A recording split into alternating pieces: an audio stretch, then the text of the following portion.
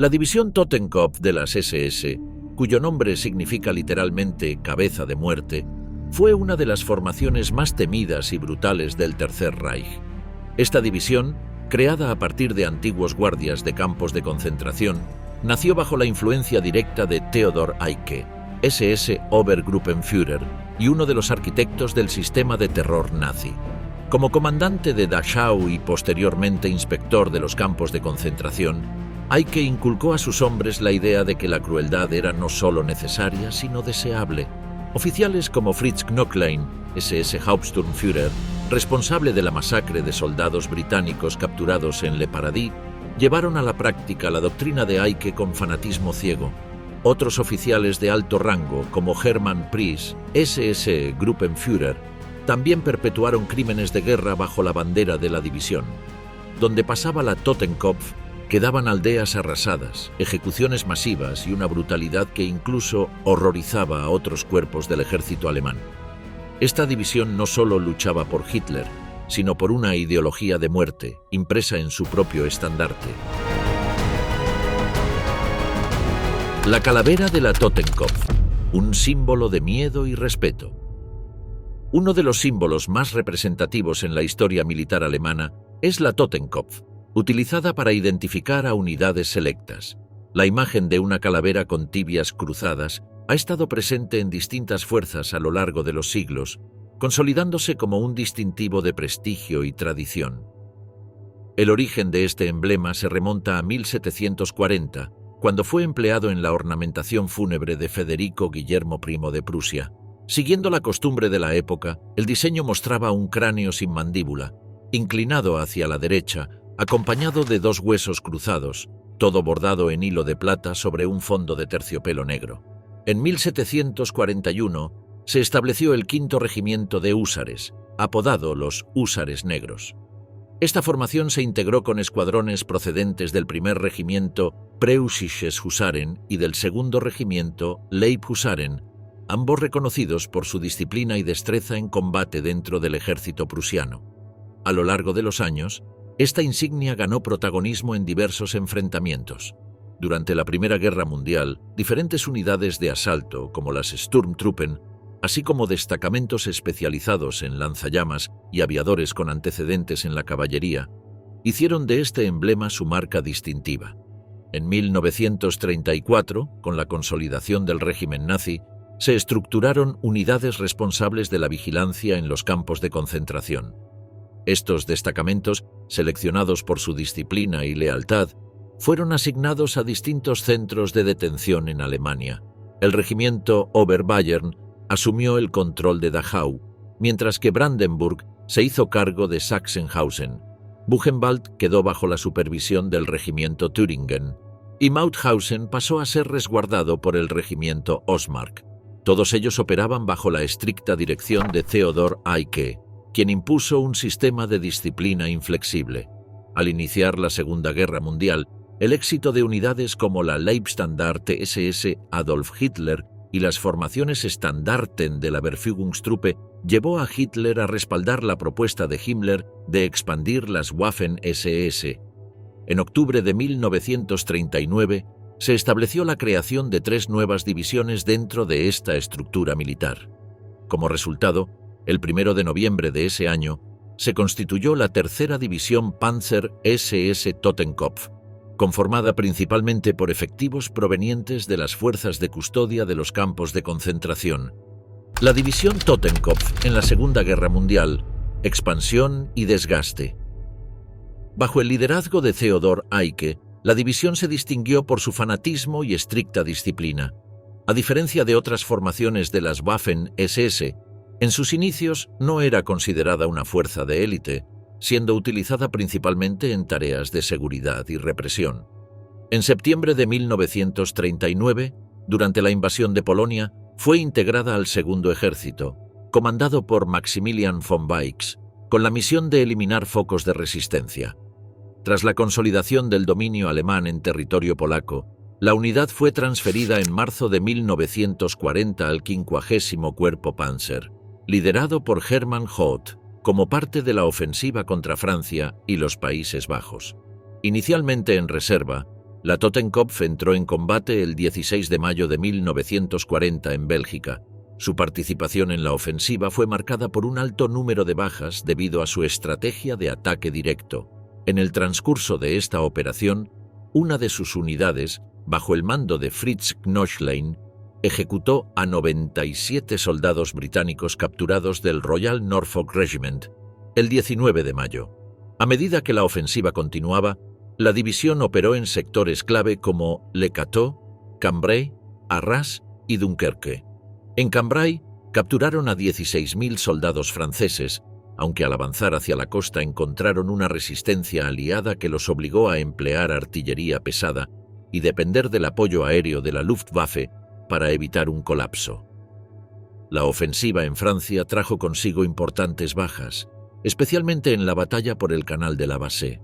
Al momento de la rendición francesa, la unidad se encontraba cerca de la frontera española, donde permaneció hasta abril de 1941.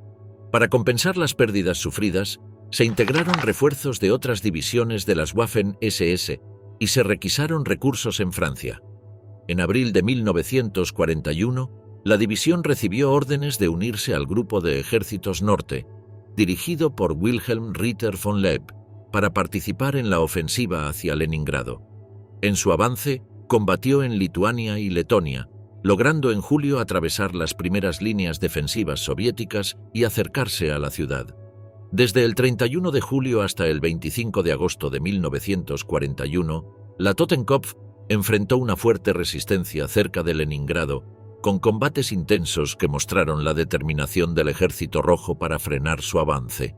La ferocidad de estos enfrentamientos marcó el inicio del desgaste de la división, que pese a sus éxitos iniciales, comenzó a enfrentar dificultades logísticas y estratégicas que afectarían su desempeño en el frente oriental. Las tropas de la división Totenkopf avanzaban en el frente oriental enfrentando una feroz resistencia enemiga. En entornos urbanos de difícil acceso y bajo condiciones climáticas extremas, sus soldados libraban constantes enfrentamientos en un intento de quebrar las líneas soviéticas y alcanzar posiciones estratégicas. Con la llegada del otoño e invierno de 1941, las fuerzas soviéticas intensificaron sus ataques en el sector norte del frente. Durante una de estas ofensivas, la Totenkopf quedó rodeada en las cercanías de Demiansk, formando lo que se conoció como el Bolsón de Demiansk. La división sufrió bajas considerables y, debido a su reducido número de efectivos, pasó a ser denominada Kampfgruppe Eicke. La defensa del sector fue encarnizada. Un destacamento bajo el mando de Erwin Mayer se mantuvo firme en Bakovka, resistiendo los repetidos intentos de captura por parte del enemigo. Mayer, operando un Stug 3, destruyó varios blindados enemigos y recibió la Cruz de Hierro en reconocimiento a sus acciones. Finalmente, en abril de 1942, tras meses de intensos combates, la división logró romper el cerco y restablecer contacto con las fuerzas alemanas. Sin embargo, las pérdidas fueron devastadoras. Cerca del 80% de los efectivos resultaron muertos, heridos o desaparecidos.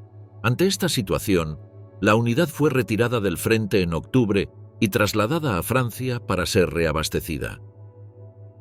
Járkov y Kursk, la masacre de la Totenkopf en el frente oriental. A comienzos de 1943, la tercera división SS Totenkopf regresó al frente oriental, integrándose al Grupo de Ejércitos Sur bajo el mando de Erich von Manstein.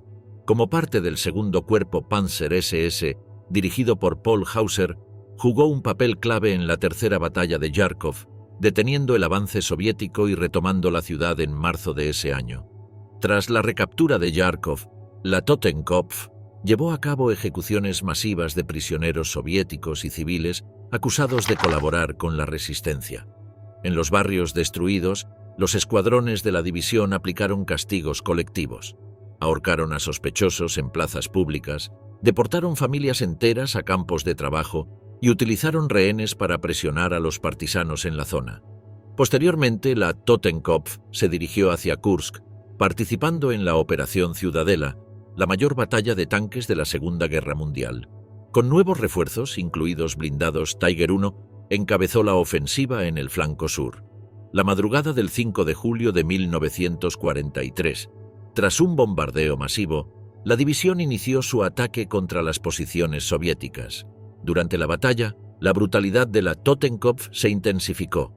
Los heridos soviéticos fueron ejecutados en el campo de batalla y hospitales de campaña fueron atacados deliberadamente. Reportes aliados documentan que las SS incineraron barracones médicos con los heridos aún dentro. Además, los comandantes ordenaron el uso de prisioneros soviéticos como escudos humanos, forzándolos a avanzar delante de sus columnas blindadas para detonar minas o absorber el fuego enemigo.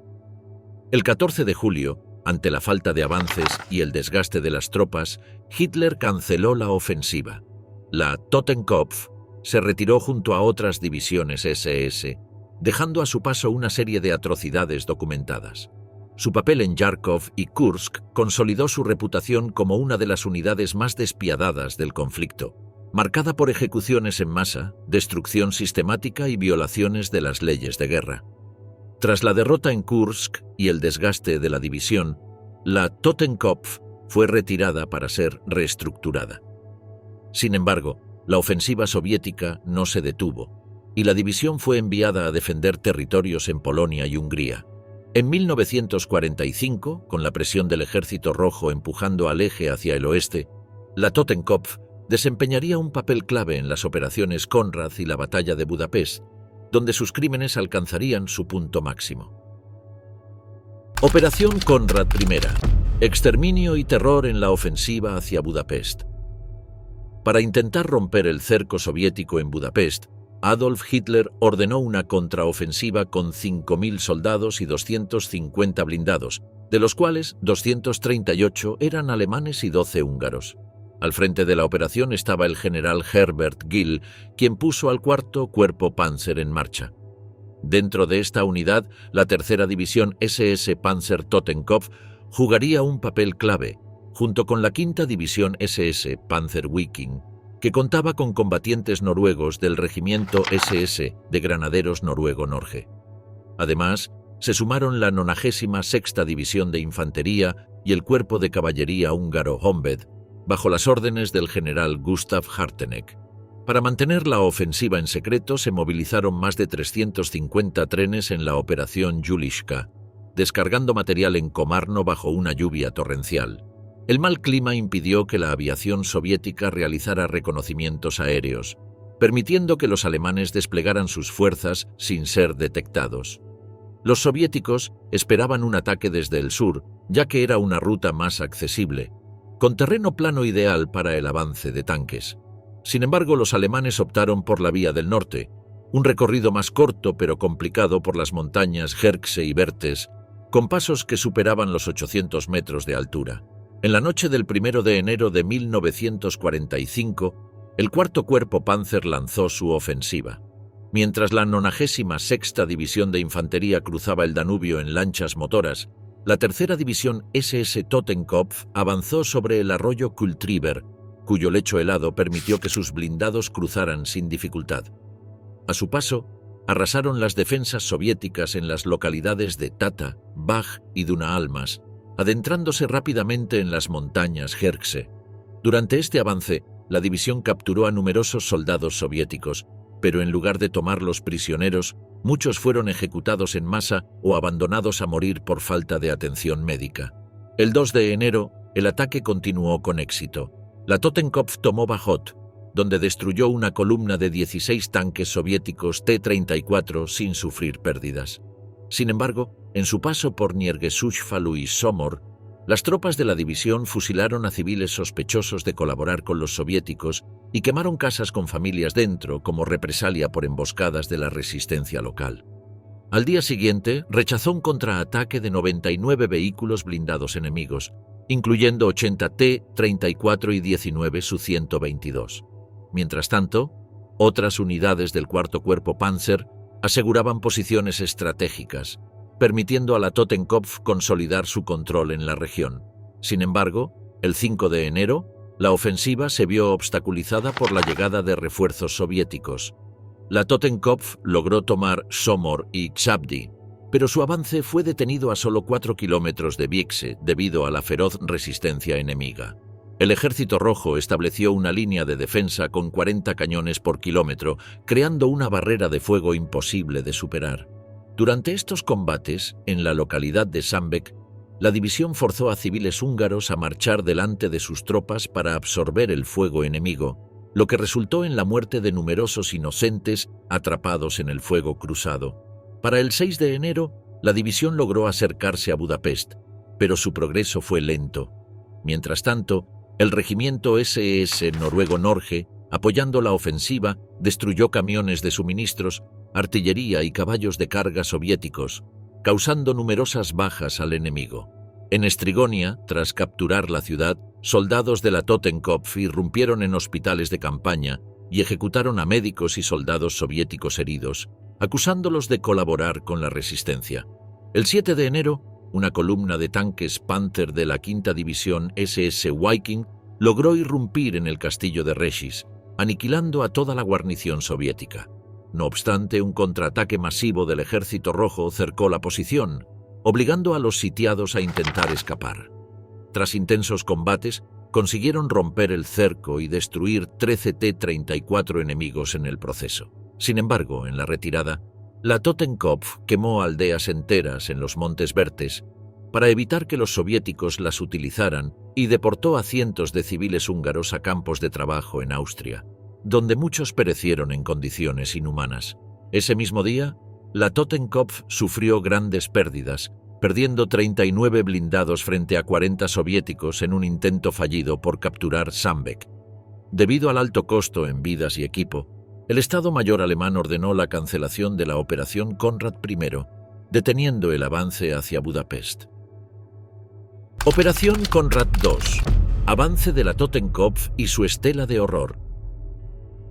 Desde el inicio del avance, el 10 de enero de 1945, las tropas de esta división se distinguieron no solo por su agresividad en combate, sino también por una serie de atrocidades cometidas contra la población civil y prisioneros de guerra.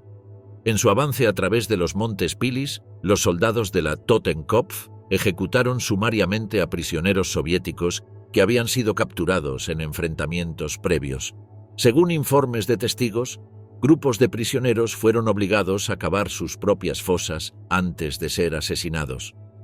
Además, en los pueblos de Esztergom y Pilis-Kerest, donde las fuerzas alemanas lograron avances significativos, se documentaron saqueos sistemáticos, incendios de viviendas y ejecuciones de civiles sospechosos de colaborar con el Ejército Rojo. Estas acciones se justificaron internamente como represalias por la resistencia local o por la presunta colaboración con los soviéticos.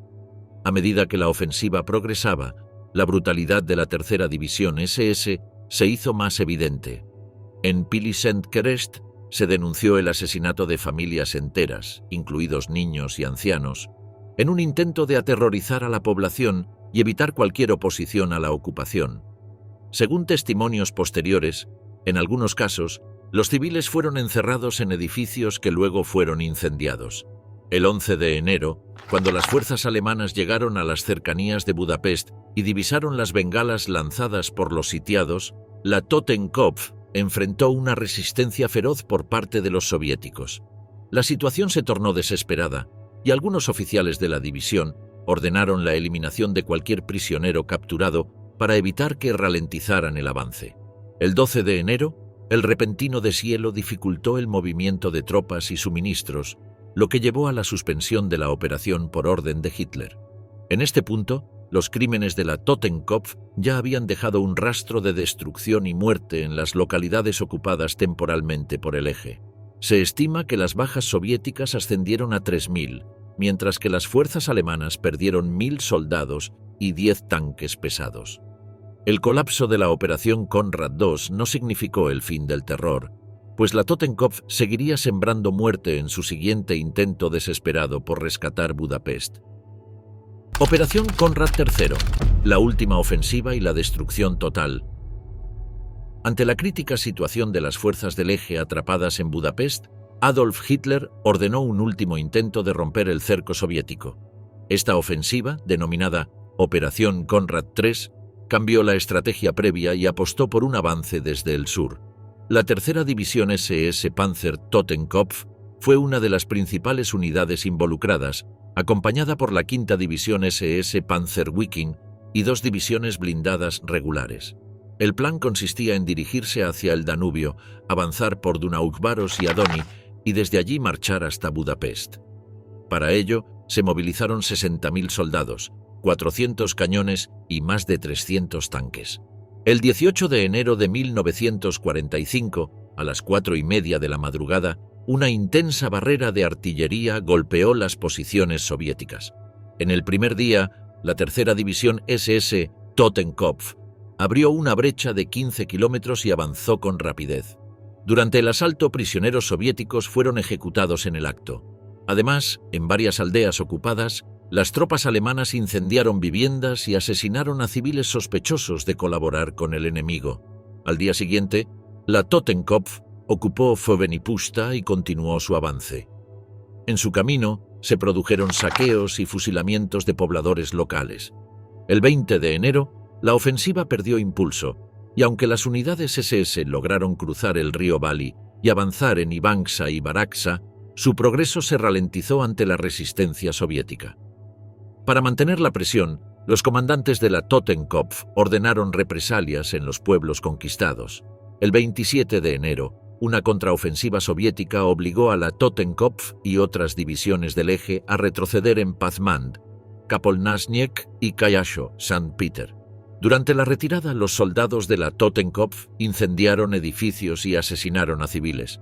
En su desesperación utilizaron a prisioneros como escudos humanos para frenar el avance soviético. El 31 de enero, la ofensiva se dio por concluida.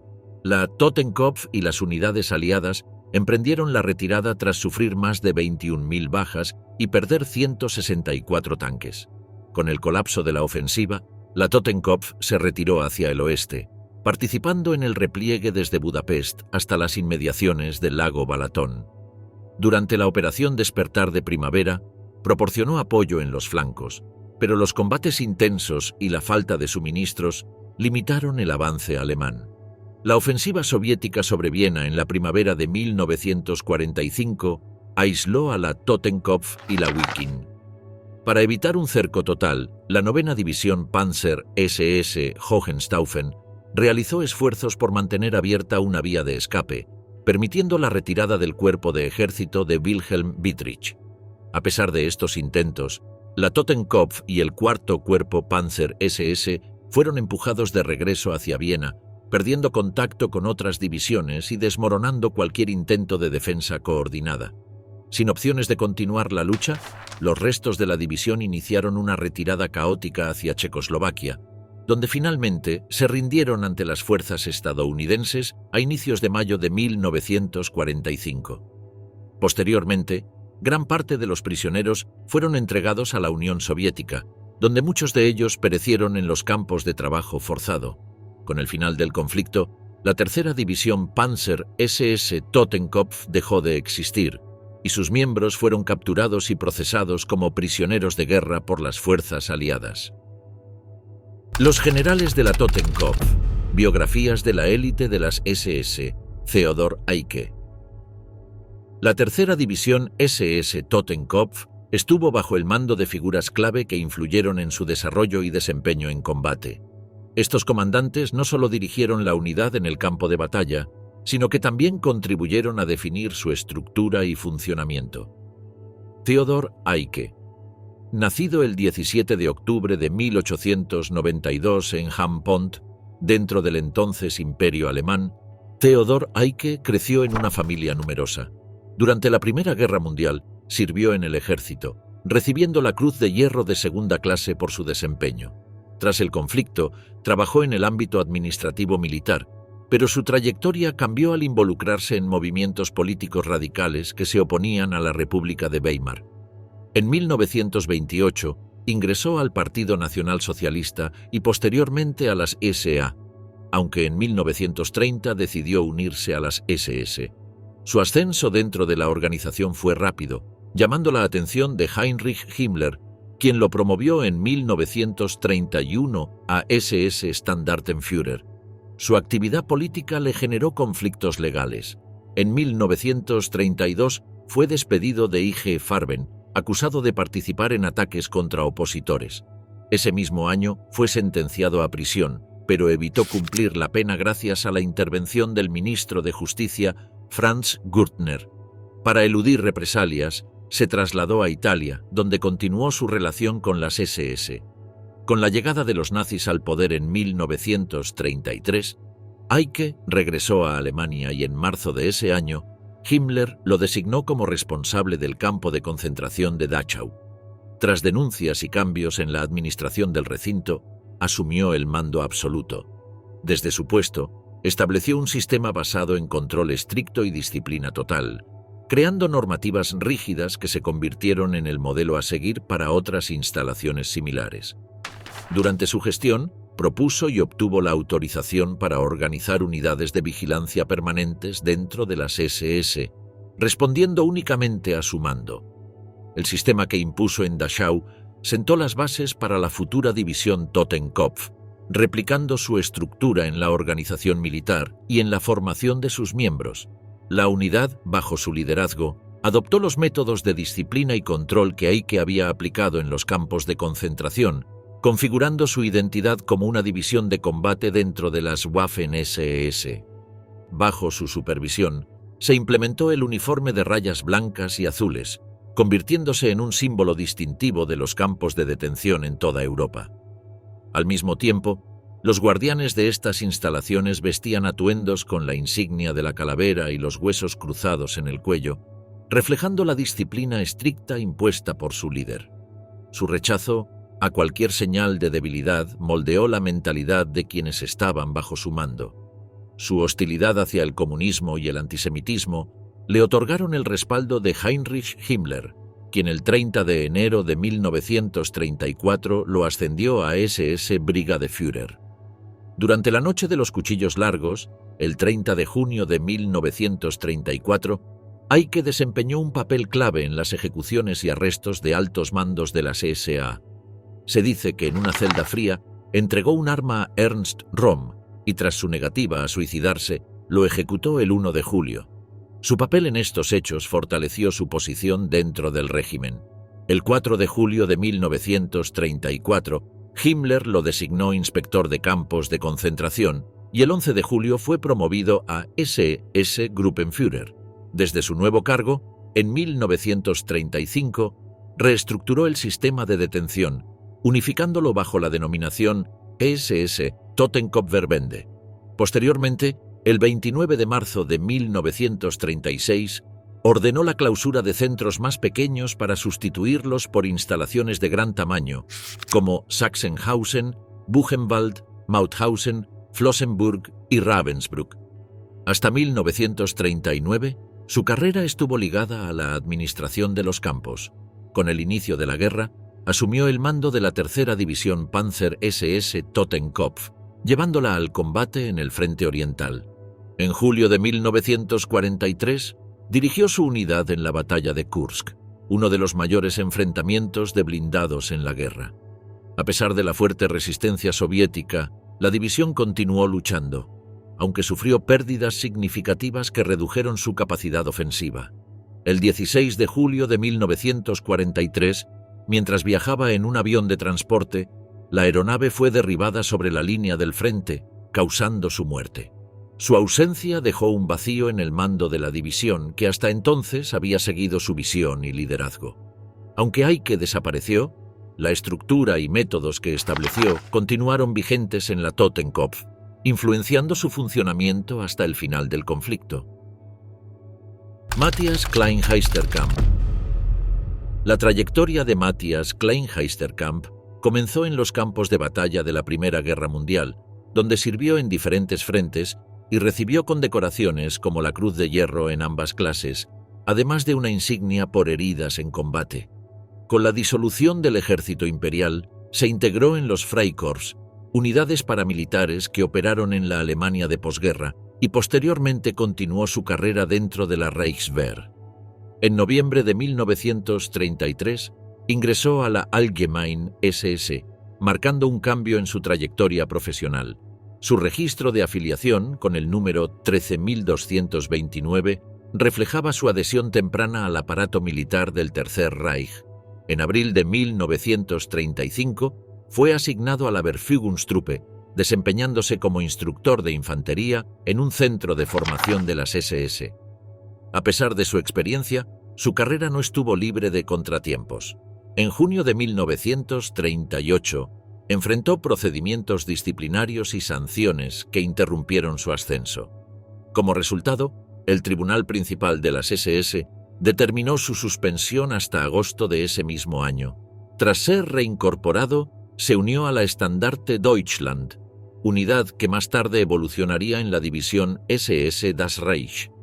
En abril de 1937, reforzó su vinculación con el régimen al convertirse en miembro del Partido Nacional Socialista, quedando registrado con el número 48.023.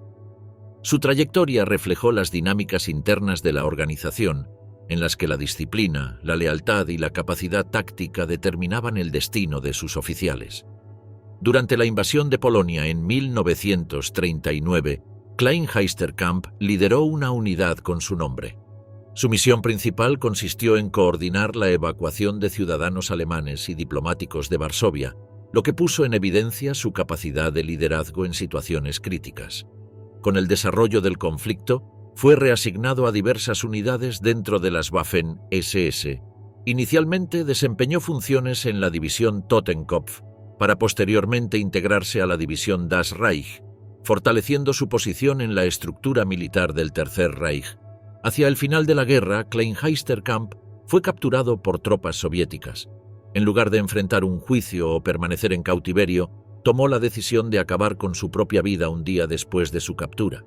Póstumamente, recibió la condecoración de las Hojas de Roble para la Cruz de Caballero, en reconocimiento a su historial dentro de las Waffen-SS. Georg Kepler.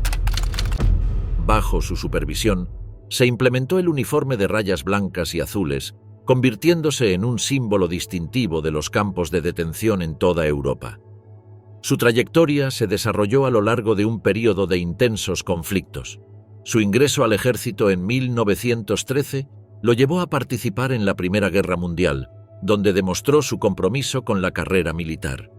Tras la contienda, ocupó un puesto como oficial de policía, pero su camino cambió cuando en 1935 se integró a las fuerzas paramilitares del Partido Nacional Socialista. Su ascenso fue rápido, obteniendo el mando de unidades clave dentro de la organización. Durante 1938, asumió el liderazgo del regimiento Führer, participando en importantes operaciones militares. En 1940, dirigió unidades en la invasión de Francia, lo que le valió la Cruz de Caballero de la Cruz de Hierro. Al año siguiente, con el inicio de la Operación Barbarroja, Kepler tomó parte en la ofensiva contra la Unión Soviética. Su desempeño en combate lo llevó a ser nombrado comandante de la división SS Totenkopf en 1941. Posteriormente, asumió el liderazgo de otras divisiones dentro de las Waffen-SS, consolidando su experiencia en el frente. Tras desempeñar funciones administrativas dentro de las Waffen-SS, regresó al campo de batalla en 1944, combatiendo en la Batalla de Normandía. Posteriormente fue trasladado nuevamente al Frente Oriental, donde permaneció hasta 1945, cuando el colapso del Tercer Reich se volvió inevitable. Al finalizar la guerra, fue capturado por las fuerzas aliadas y retenido hasta 1948, cuando fue liberado. Su carrera militar, marcada por la versatilidad y la experiencia en distintos frentes, dejó un registro de su papel en el conflicto, hasta su fallecimiento años después. Hermann Priess.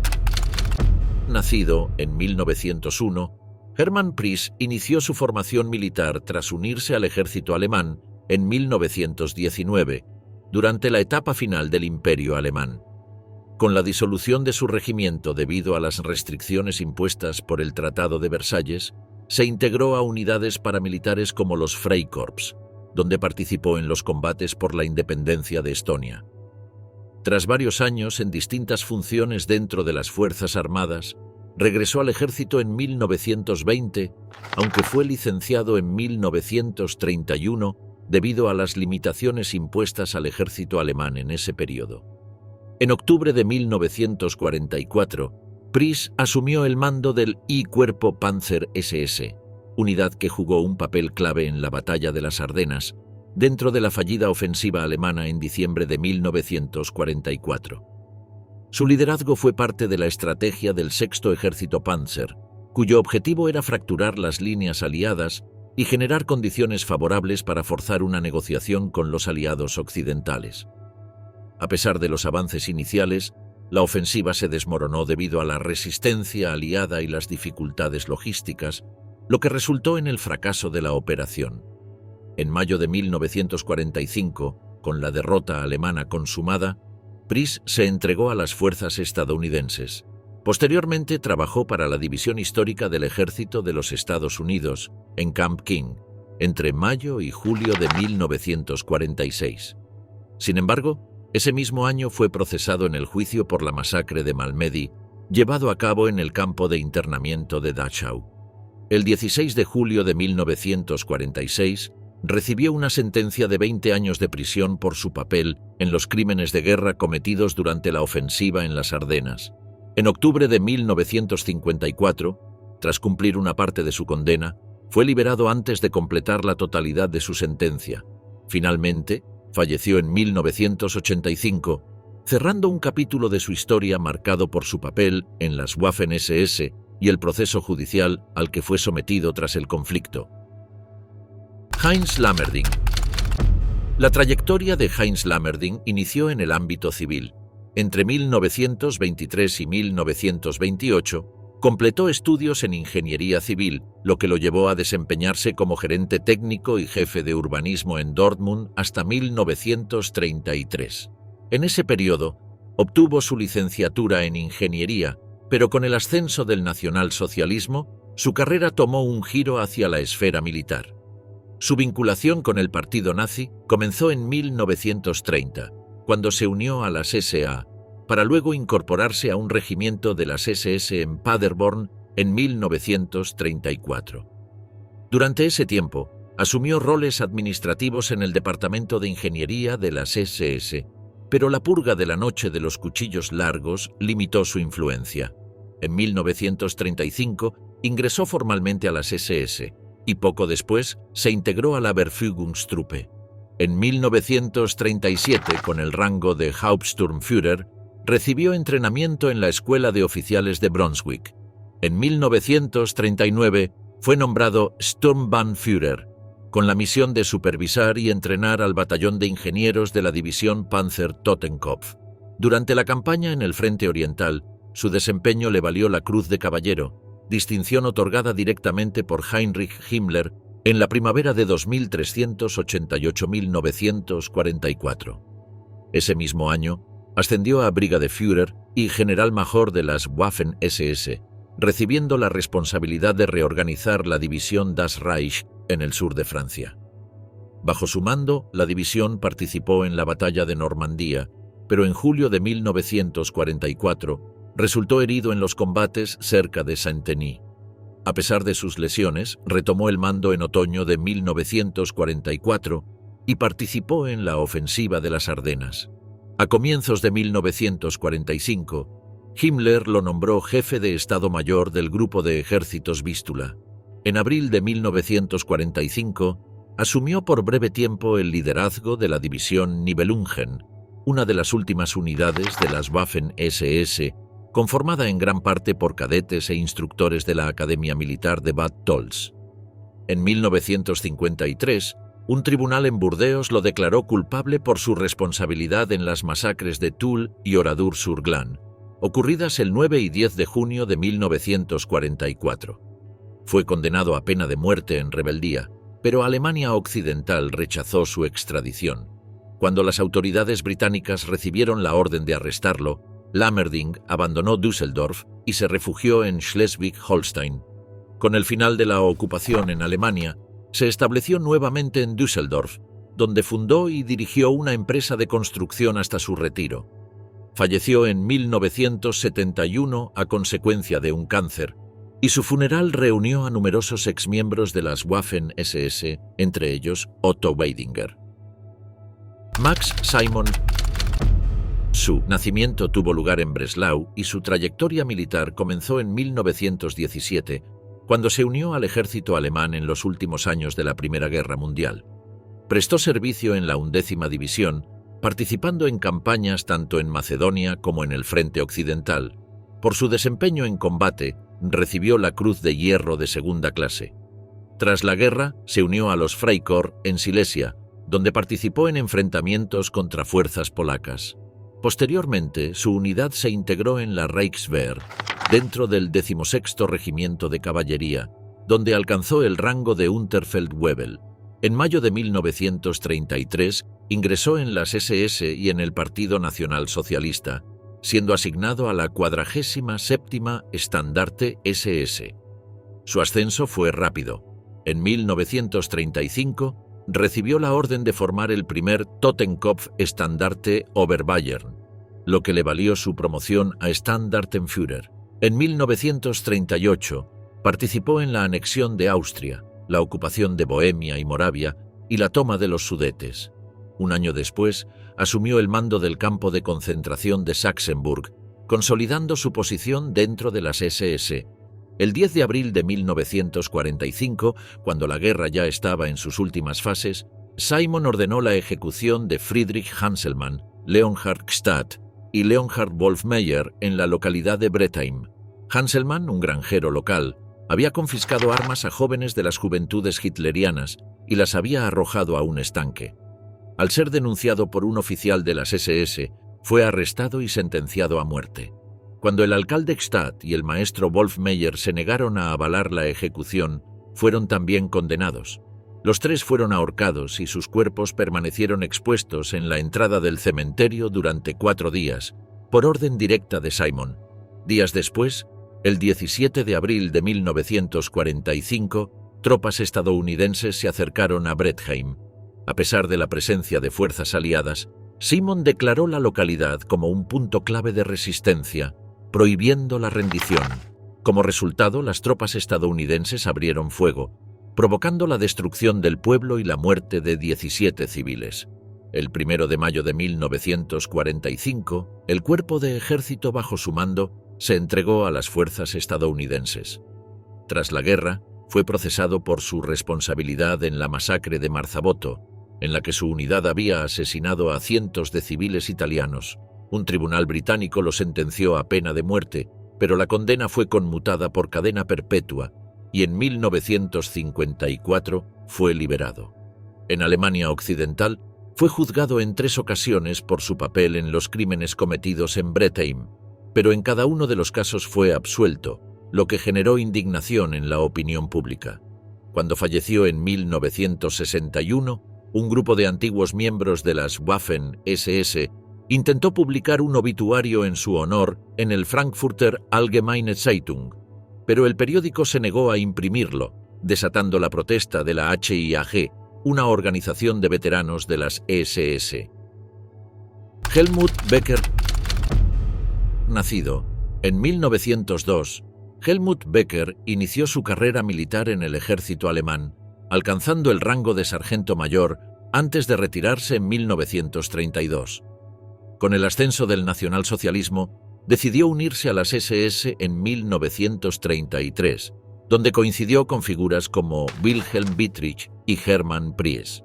Su trayectoria dentro de la organización lo llevó a integrarse en el Totenkopf-Estandarte Oberbayern, con base en Dachau, que posteriormente se convirtió en parte de la división SS Totenkopf.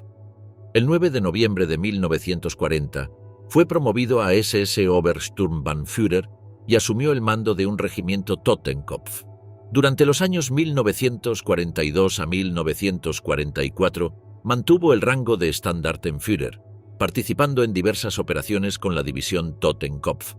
A inicios de 1944, fue transferido al Führungshauptamt y en marzo de ese año recibió el mando del 36º Regimiento SS Panzergrenadier dentro de la división Reichsführer SS en Italia. Su ascenso continuó rápidamente. El 21 de junio de 1944 fue promovido a SS Oberführer y en julio tomó el control de la tercera división SS Totenkopf. Para octubre de ese mismo año, había alcanzado el grado de Brigadeführer. Al finalizar la guerra, Becker fue capturado por las fuerzas soviéticas y sometido a juicio en noviembre de 1947 en un tribunal militar en Poltava. Fue condenado a 25 años de prisión y trabajos forzados por su participación en crímenes de guerra. Durante su reclusión, su conducta le valió nuevas sanciones. Intentó fabricar explosivos, lo que resultó en un segundo juicio. Considerado un símbolo de la brutalidad de los oficiales de alto rango de las Waffen-SS, fue sentenciado nuevamente y ejecutado en febrero de 1953. La sombra de la calavera. Las SS Totenkopf-Verbände en los campos de concentración. El distintivo emblema de la calavera con huesos cruzados, portado en los uniformes de ciertas unidades de las SS, representaba el carácter exclusivo de las Totenkopf-Verbände, encargadas de administrar y vigilar los campos de concentración. Estas unidades no solo garantizaron el control de los prisioneros, sino que también ejecutaron órdenes de represión y exterminio, desempeñando un papel fundamental en la implementación de la maquinaria represiva del régimen nazi. Inicialmente, la labor de estas unidades se centró en la administración y vigilancia interna de los centros de detención. Con el estallido de la guerra, la función de las SS Totenkopf-Verbände evolucionó. El campo de concentración de Auschwitz, bajo su control, se convirtió en el epicentro de la política de exterminio nazi. Allí, la implementación de cámaras de gas y crematorios marcó el punto culminante de la maquinaria genocida del régimen. Paralelamente, muchas de estas unidades fueron asignadas a operaciones militares en el frente oriental, donde participaron en ejecuciones masivas organizadas por los Einsatzgruppen.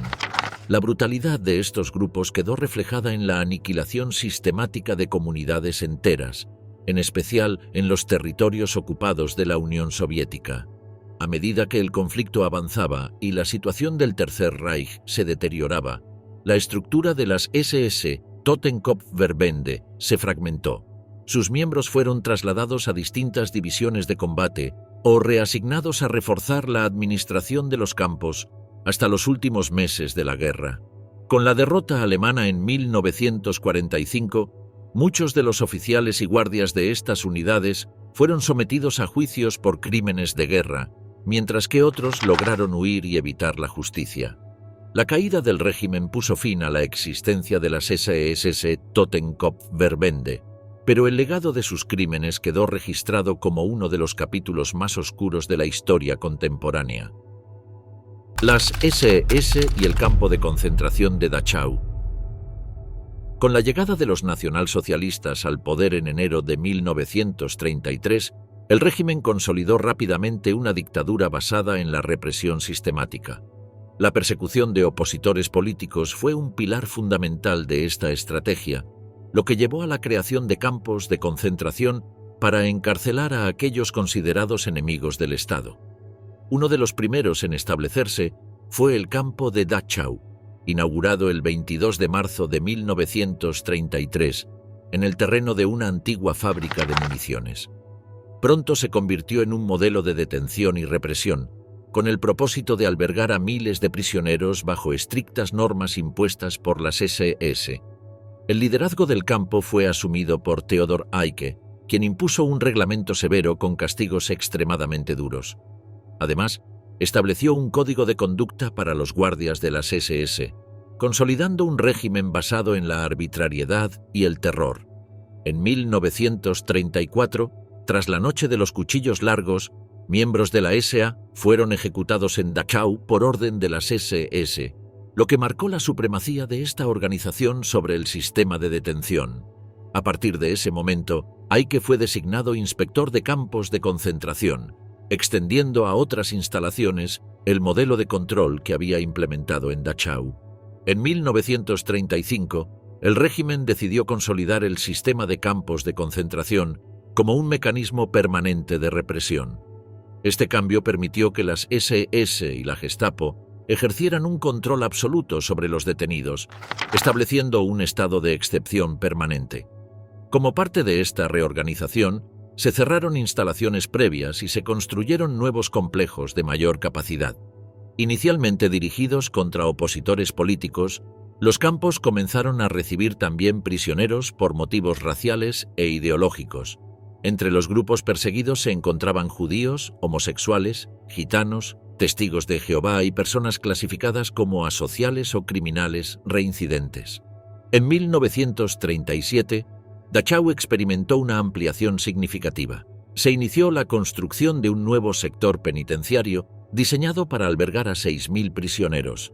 Los detenidos fueron obligados a trabajar en condiciones extremas, cumpliendo jornadas extenuantes en proyectos de construcción y otras actividades forzadas. En 1937, el régimen nazi consolidó un marco legal que permitió la detención masiva de individuos catalogados como asociales y delincuentes reincidentes.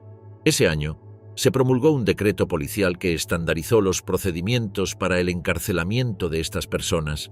Su aplicación se intensificó en 1938 con la denominada Operación Renuentes al Trabajo, ampliando la persecución a sectores aún más amplios de la sociedad. Tras la anexión de Austria y la incorporación de los Sudetes al Reich, miles de opositores políticos, gitanos y judíos de los territorios ocupados fueron enviados a Dachau. En noviembre de ese mismo año, durante los pogromos antisemitas, aproximadamente 11.000 judíos fueron internados en este campo. Una vez allí, fueron sometidos a brutales condiciones por parte de las SS, que los forzaban a entregar sus bienes y abandonar el país. El 1 de septiembre de 1939, el inicio del conflicto con la invasión de Polonia transformó el papel de los campos de concentración. A finales de ese mes, Dachau fue temporalmente desalojado para ser utilizado como centro de entrenamiento de la división SS Totenkopf. Durante ese periodo, más de 5.000 prisioneros fueron trasladados a Flossenbürg, Mauthausen y Buchenwald, donde las condiciones de reclusión se volvieron aún más severas. En 1940, con la ocupación de nuevos territorios en Europa, el número de prisioneros se incrementó notablemente. Para el verano de ese año, la población en Dachau había ascendido a 10.000 internos, mientras que las condiciones de vida se deterioraban rápidamente. La falta de alimentación adecuada, las jornadas de trabajo forzado y la insalubridad provocaron un aumento significativo de la mortalidad. Y la escasez de recursos provoca, tras la invasión de la Unión Soviética en junio de 1941, Dachau pasó a ser un sitio de ejecución sistemática.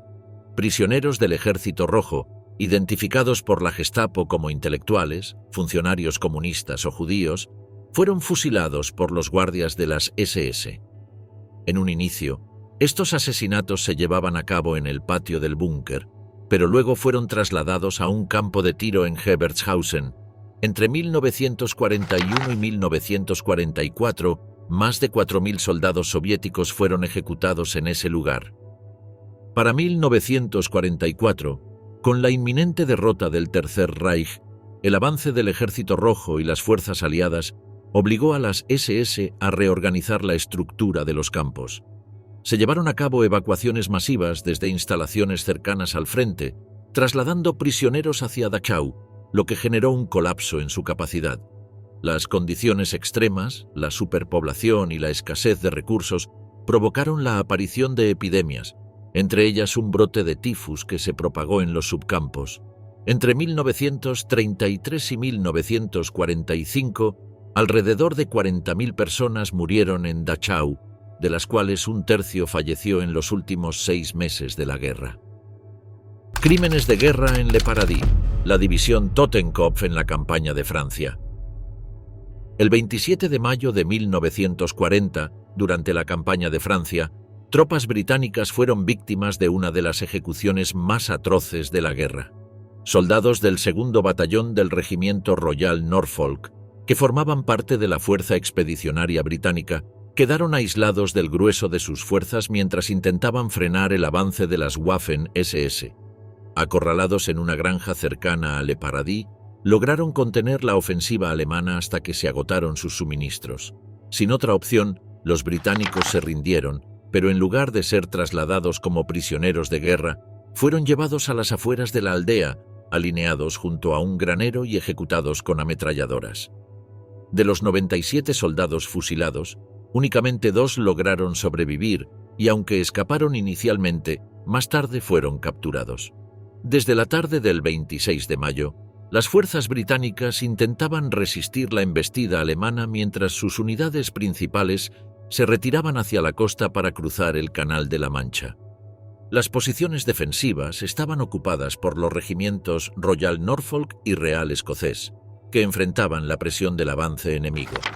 El escuadrón de enlace de las Waffen-SS, asignado a la primera compañía, mantenía comunicación con el puesto de mando del batallón a través de un sistema de cableado telefónico ligero. Bajo un intenso bombardeo, el ejército alemán se dispuso a cruzar un canal estratégico, asegurando posiciones clave para continuar la ofensiva.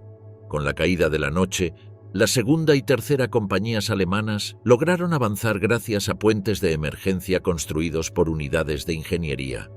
Tras cruzar, se atrincheraron en las inmediaciones de Le Paradis, preparando el terreno para el asalto final al amanecer. Al despuntar el 27 de mayo, el escuadrón de enlace alemán recibió órdenes de dirigirse al puesto de mando de la tercera compañía, donde la comunicación había sido interrumpida. La comandancia, bajo el liderazgo de Hauptsturmführer Fritz Knochlein, operaba desde una zona boscosa con antiguas trincheras de la Primera Guerra Mundial. Con el alba, los morteros y ametralladoras alemanas abrieron fuego contra posiciones británicas. La infantería avanzó en formación, rodeando la aldea por los flancos y obligando a las tropas enemigas a replegarse. La resistencia británica, aunque feroz, fue superada por el avance coordinado de las Waffen-SS. Durante la ofensiva, un soldado alemán encontró a un combatiente británico gravemente herido. Apoyado contra un montículo de tierra, con una profunda herida en el cuello, el hombre intentaba contener la hemorragia mientras la desesperación se reflejaba en su rostro. La escena encapsulaba la brutalidad del enfrentamiento, donde la supervivencia era cuestión de minutos. Pocos instantes después, una unidad alemana fue sorprendida por una ráfaga de ametralladoras ocultas. Los disparos alcanzaron de lleno a los soldados, que cayeron abatidos en el camino, convirtiendo el avance en un caos de cuerpos dispersos y gritos de agonía. Tras la caída de la aldea, los soldados británicos restantes se rindieron, esperando ser tratados conforme a las convenciones internacionales. Sin embargo, en lugar de ser trasladados a un campo de prisioneros, fueron escoltados hasta un área cercana.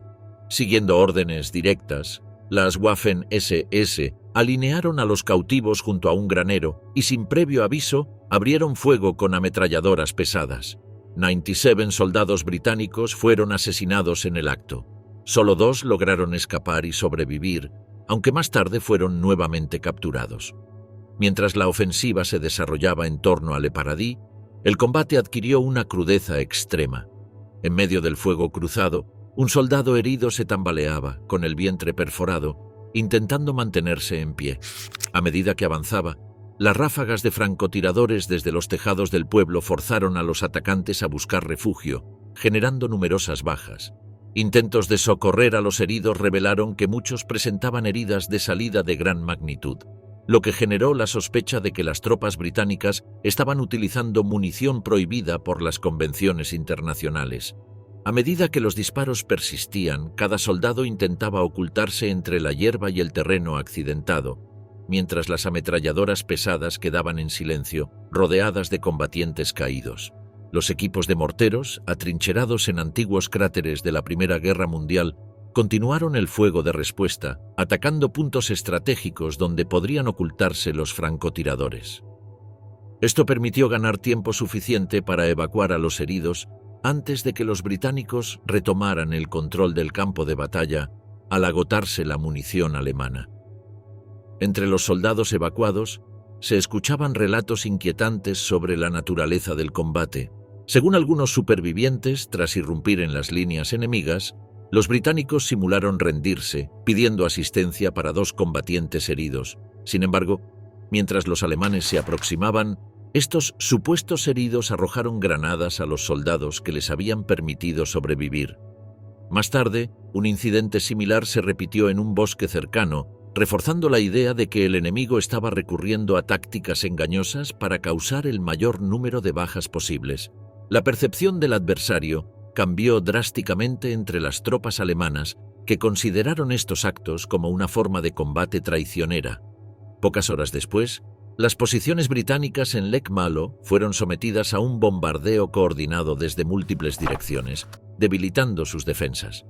Finalmente, la infantería alemana logró penetrar en el pueblo, obligando a los supervivientes a replegarse hacia Le Paradis. El fuego enemigo se redujo repentinamente, lo que permitió reabastecer municiones y reorganizar las unidades que habían sufrido bajas. Mientras tanto, los heridos esperaban la evacuación, y las tropas que aún podían combatir retomaron la ofensiva en dirección noreste. A medida que el avance continuaba, ráfagas de ametralladora comenzaron a resonar en la distancia. El terreno abierto proporcionaba una posición defensiva ideal para los británicos, quienes utilizaron cada elemento del paisaje, trincheras inundadas, setos, pajares y campos de trigo, para ocultarse y lanzar ataques sorpresa. Los morteros alemanes no lograron generar el impacto deseado, ya que el enemigo permanecía bien camuflado y en constante movimiento. En el amplio campo frente a Le Paradis, los defensores resistieron con una tenacidad inusual, infligiendo grandes pérdidas y dejando a las tropas alemanas prácticamente inmovilizadas bajo el fuego de un enemigo invisible. El enfrentamiento en Le Paradis alcanzó su punto crítico cuando las fuerzas alemanas intentaron cruzar los últimos metros hacia las posiciones enemigas. Avanzar sin apoyo era prácticamente imposible, pues el terreno abierto dejaba a los soldados expuestos al fuego enemigo. Las lecciones del entrenamiento militar venían a la mente en esos momentos, pero la realidad del combate superaba cualquier preparación previa. El puesto de mando del batallón, bajo la dirección de un oficial con experiencia en la Primera Guerra Mundial, fue reubicado en la línea del frente. Mantener la comunicación con el cuartel general era una tarea difícil, ya que las líneas telefónicas debían tenderse manualmente en medio del fuego cruzado. Entre explosiones y ráfagas de ametralladora, un operador logró desplegar el cable, permitiendo restablecer la conexión con la tercera compañía. Con los británicos replegándose dentro del pueblo, la artillería alemana y las ametralladoras pesadas redoblaron el fuego sobre sus posiciones. A pesar de ello, la resistencia seguía siendo feroz, obligando a los atacantes a mantenerse en el suelo. Cada intento de tomar la localidad resultaba en un número creciente de bajas. Desde el puesto de mando alemán se observaba claramente la dificultad del avance. Las órdenes exigían una ofensiva coordinada, pero la pregunta clave persistía: ¿dónde estaban los tanques y el apoyo artillero de la división? Minutos después, una llamada telefónica trajo noticias de que un obús estaba listo para neutralizar las últimas líneas defensivas. El primer disparo impactó en una granja cercana, seguido por una serie de explosiones que marcaron los puntos clave donde se resguardaban los británicos. Entre los escombros y el humo denso, las fuerzas alemanas se prepararon para cruzar la distancia restante. Sin embargo, justo cuando intentaban avanzar, una ráfaga de ametralladora desde un edificio de varios pisos abrió fuego, provocando una nueva oleada de bajas. Los soldados intentaron aprovechar cada hendidura del terreno para protegerse, evitando exponerse innecesariamente. La artillería alemana, que había cesado el fuego, debía volver a entrar en acción, pero el silencio en sus posiciones generó incertidumbre. ¿Habían sido eliminadas las tripulaciones o estaban reubicándose? De repente, los proyectiles alemanes comenzaron a impactar directamente en el edificio desde donde los británicos disparaban. Mientras esto ocurría, unidades de motociclistas alemanes entraron desde otro sector, involucrándose en un tiroteo en el interior del pueblo. Aprovechando la confusión, el comandante alemán ordenó el avance final. Bajo la cobertura de la artillería, las tropas se acercaron a la localidad, donde los motociclistas aún combatían. Finalmente comenzaron a aparecer banderas blancas, señal de rendición británica.